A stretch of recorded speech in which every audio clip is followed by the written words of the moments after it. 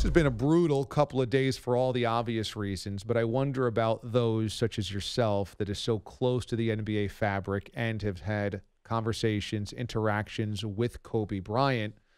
How gut-wrenching has it been for you personally being so close to the league and to Kobe? You hear people talking about death, and I've been fortunate in my life where the only death I've really experienced is just older relatives, and you kind of expect it. But you hear people talk about it didn't seem real. It's a surreal moment. You're hoping you're going to wake up, and this, to be honest, I wasn't super close with Kobe. I had a couple of interactions with him, but it still doesn't seem real. It just doesn't. And the thing about it is, the helicopter part of this was such a part of Kobe. If you knew Kobe and you follow the story, like you or I may drive to work or take the subway to work, whatever it may be, he took a helicopter to work. It was part of his regular routine, and of course, there's an inherent risk there. But you think he's Kobe. You drive a car, he takes a helicopter. It's no big deal, and it just doesn't seem real. Just because the thing I talked a lot about on the air Sunday night when it happened was there had been, at least in my mind, and I'm curious if you feel the same. There had been this switch that had been flipped in kind of the perception of who Kobe was. And I don't know if that was an intentional, conscious decision by him. But I remember speaking with him during his 20th and final season, and he actually called into the radio show I was doing at the time.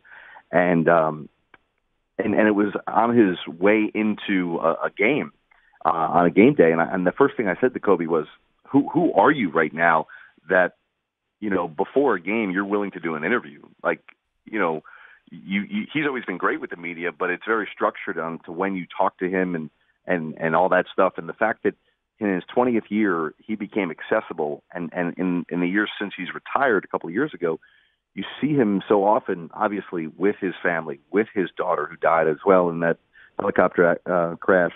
And he almost humanized himself. He became this guy that became so much more relatable and likable because he was such a polarizing figure, I think, through his first 19 years in the league, where you're either a Kobe fan or you hated him. And that even came from Laker Nation, who, it almost felt like you had to take sides. Are you a Shaq guy or are you a Kobe guy? Or, if you're outside of Laker Nation, are you a Michael guy or are you a Kobe guy? Or are you a LeBron guy or are you a Kobe guy? But over the last couple of years, he's become much more human, I think. And that's what makes all of this so much more devastating. Well, to that point, he has had one of the great evolutions ever as a human being because during his career, he pushed people away. He put up his own little camp. He put up walls, and it was always by his rules. And there always was kind of a antagonism, a combativeness about the relationship between him and opponents, fans, media, what have you. And then by the end, it was only gratitude. His whole final year was about gratitude and thanking everybody for the opportunity to compete and to thank people for the opportunity to have this. And then that carried over into his post-playing career. And that last year was a complete 180 from what we knew about Kobe early. It was about brashness and ego and arrogance to gratitude. And that's why I think you're absolutely right. It humanized him, and it made you feel like he was on a trajectory to find complete peace. And that's what's so difficult about this, because he really felt happy. He really seemed really, really happy. And for him to not be here anymore with that happiness, that's what I think the hardest part about this loss is. Yeah, we had a conversation with Gary Payton on the air the other night, and I asked him about Kobe going, from early in his career, learning how to be a teammate to up until his death. He was a guy that younger players and players around the league, really of all ages, sought out for advice as a mentor, and he embraced that. And listen, we're hearing stories about how he would, and again, I have the Miami Heat tonight, and Eric Spoelstra told this incredible story of how when Eric Spoelstra was a video coordinator, he was working with Rashool Butler, and they thought they had gotten to the practice facility. They were about to play the Lakers that day, plenty early. It was about 4.5 hours before anybody else would be there. and the only other guy there was Kobe. And he talked about how Kobe, after he did his workout, sat there and mentored Rasul, and it was a really cool, intimate moment that they had there. But just the fact that, you heard those stories, like you said, of going from, being combative with teammates to now a guy like Jason Tatum, who I'm going to go talk to in a couple of hours here as they get ready to play in Miami, and took them under his wing, and a guy like Kyrie Irving and all these other players who he just took under his wing. And it seems weird, because I'll be honest, even that last year in LA, you're right, like there was so much respect paid from opponents, but it was also a very intriguing year inside their own locker room, where the Lakers were going from passing the torch, but yet Kobe's still getting 20 shots a game. Guys like D'Angelo Russell, like what it was hard for him to fit in there. And so, yes, the respect around the league was there, but there was still, the whole teammate thing, like, how do I grow while you also go get your, 25 points a night or whatever it may be? And I think that something just happened since he retired where guys were like, we realized that somebody made the comment the other day, and I apologize, I don't remember who made the comment, but it was brilliant, saying, Kobe's your favorite player's favorite player. And that's the way it's been. It's a great way to put it. Jared Greenberg joins us this morning on the show. He's on the sidelines tonight for the Celtics and the Heat on TNT. We saw the Dallas Mavericks and Mark Cuban retire number 24 for the Mavericks. Do you think we will see that other places around the NBA? We've been talking about that. It wouldn't surprise me. I don't want to speak out of turn for any other teams. I've not spoken to any executives or league officials who have indicated that that's the plan. I think there's just so much shock here, right? That there's pointing out the obvious here, DA. There's just such a difference when somebody either dies of old age or dies after a long illness, and somebody at the age of 41 who is healthy as ever dies in a helicopter crash. What you do. I don't know what's going to happen, but I know two things that I think are going to help the healing process here. I don't know about for the family. I can't speak to that. I can't even imagine what Kobe's family and the families of everyone who lost someone in that 9-person crash the other day.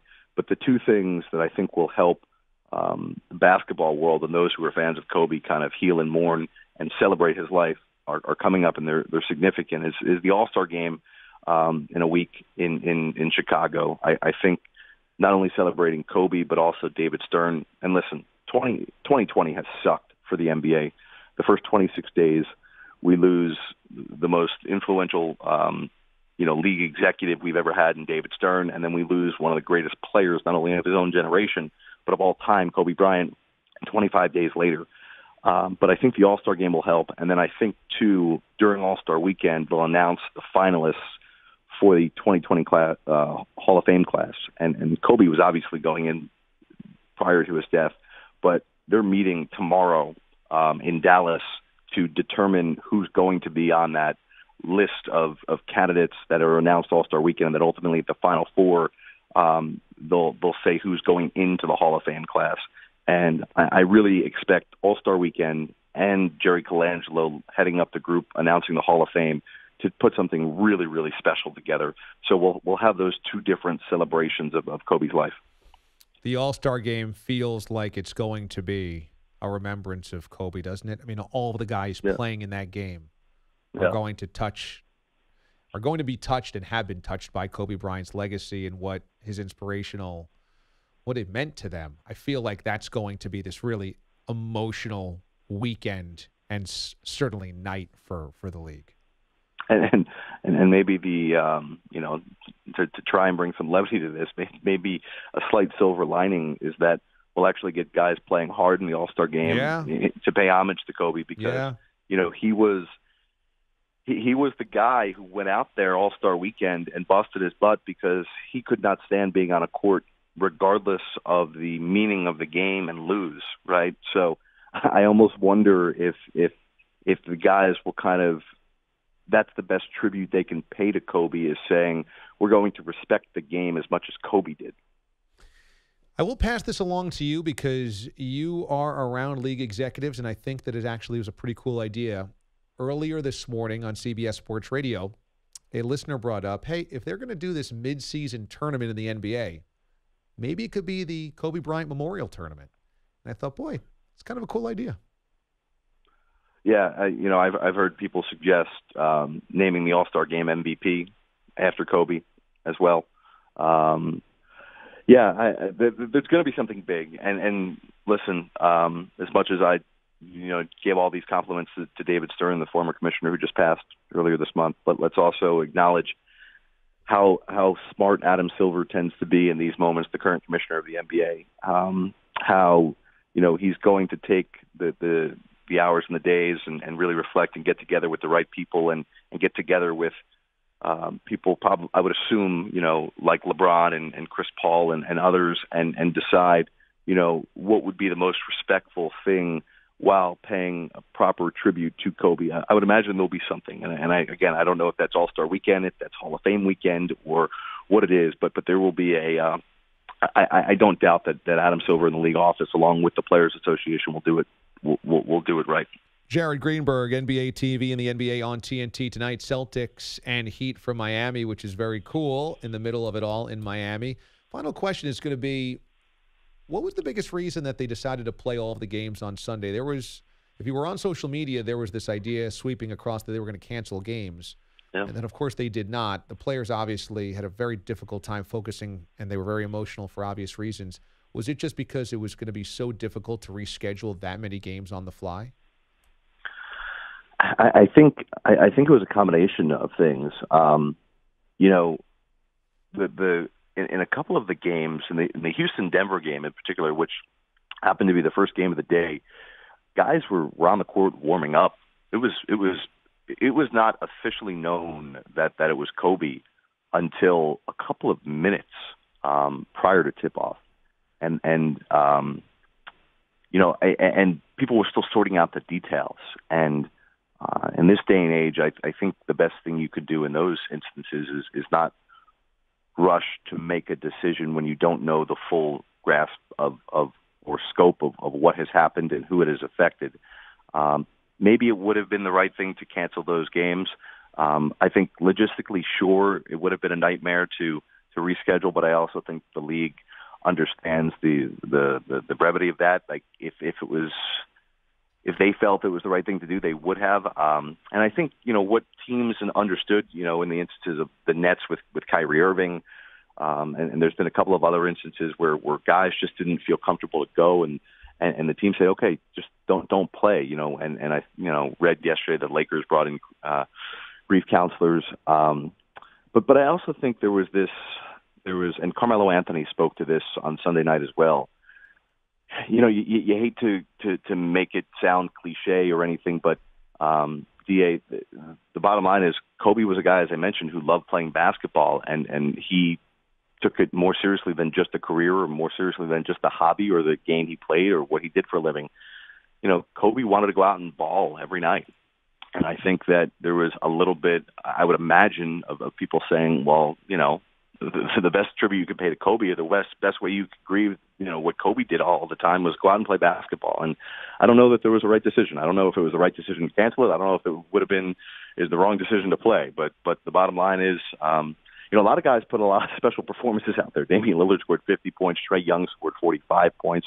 There was a lot of guys who, under the radar, obviously undercovered for obvious reasons, went out and paid tribute to Kobe Sunday night and then followed it up last night as well. You're right. Jason Tatum, very close to Kobe Bryant. He'll be in action tonight against the Miami Heat, who have had such an amazing season to this point in time, especially at home. They're 21-2 at American Airlines Arena in Miami. So tonight, Celtics and Heat. Jared Greenberg, part of the broadcast team for the NBA on TNT.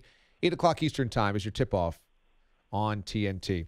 Jared, it's really cool always to catch up, man, but especially during this time, it's comforting to hear your voice and your thoughts, and I know our listeners share the same sentiment. So thanks so much, man.